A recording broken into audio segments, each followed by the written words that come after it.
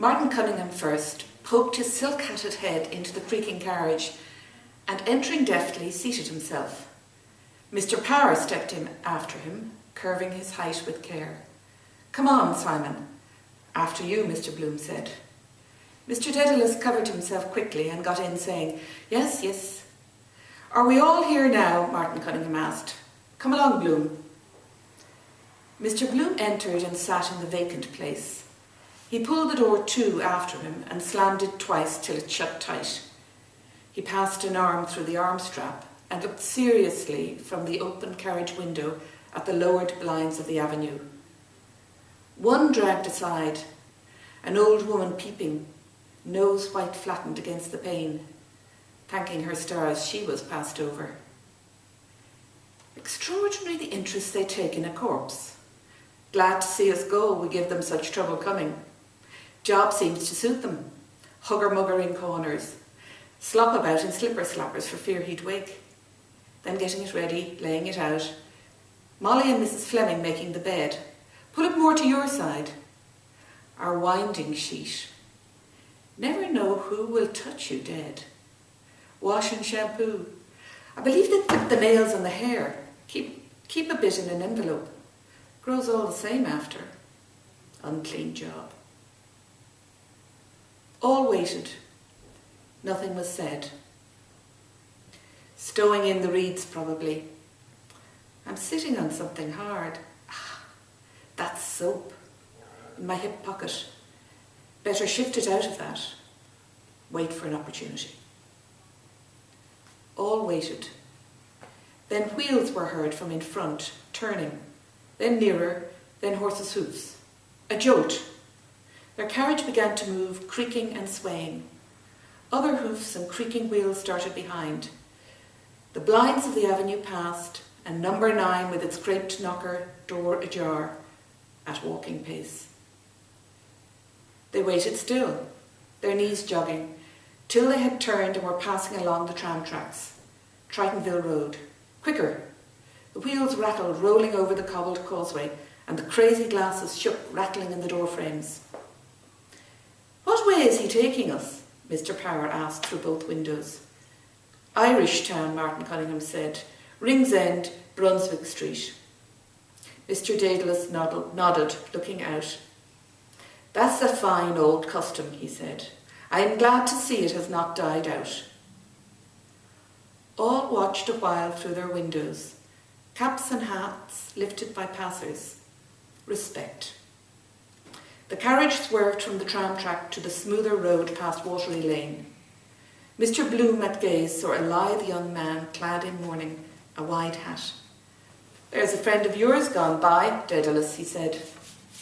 "Who is that?" "Your son and heir." "Where is he?" Mr. Dedalus said, stretching over across. The carriage, passing the open drains and mounds of ripped-up roadway before the tenement houses, lurched round the corner and, swerving back to the tram track, rolled on noisily with chattering wheels. Mr. Dedalus fell back, saying, "Was that Mulligan cad with him? His fidus Achates?" "No," Mr. Bloom said. "He was alone." "Down with his Aunt Sally, I suppose," Mr. Dedalus said. "The Goulding faction. That drunken little cosdrawer, and Chrissy, Papa's little lump of dung, the wise child that knows her own father." Mr. Bloom smiled joylessly on Ringsend Road. Wallace Brothers, the Bottle Works, Dodder Bridge. Richie Goulding and the legal bag. Goulding, Collis and Ward, he calls the firm. His jokes are getting a bit damp. Great card he was, waltzing in Stamer Street with Ignatius Gallagher on a Sunday morning, the landlady's 2 hats pinned on his head. Out on the rampage all night. Beginning to tell on him now. That backache of his, I fear. Wife ironing is back. Thinks he'll cure it with pills. All breadcrumbs they are. About 600% profit. "He's in with a low-down crowd," Mr. Dedalus snarled. "That Mulligan is a contaminated, bloody, double-dyed ruffian by all accounts. His name stinks all over Dublin. But with the help of God and his blessed mother, I'll make it my business to write a letter one of those days to his mother or his aunt or whatever she is, that will open her eye as wide as a gate. I'll tickle his catastrophe, believe you me. He cried above the clatter of the wheels. I won't have her bastard of a nephew ruin my son, a counter-jumper son. Selling tapes in my cousin Peter Paul McSwiney's, not likely. He ceased. Mr. Bloom glanced from his angry moustache to Mr. Power's mild face, and Martin Cunningham's eyes and beard gravely shaking. Noisy, self-willed man, full of his son. He's right, something to hand on.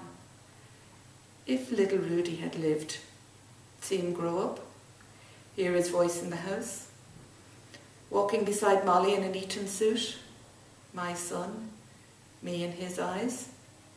Strange feeling it would be. From me, just a chance. Must have been that morning in Raymond Terrace. She was at the window watching the two dogs at it by the wall of the Cease to Do Evil, and the sergeant grinning up. She had that cream gown on with the rip she never stitched. Give us a touch, Pauldy. God, I'm dying for it. How life begins. Got big then. Had to refuse the Greystones concert. My son inside her.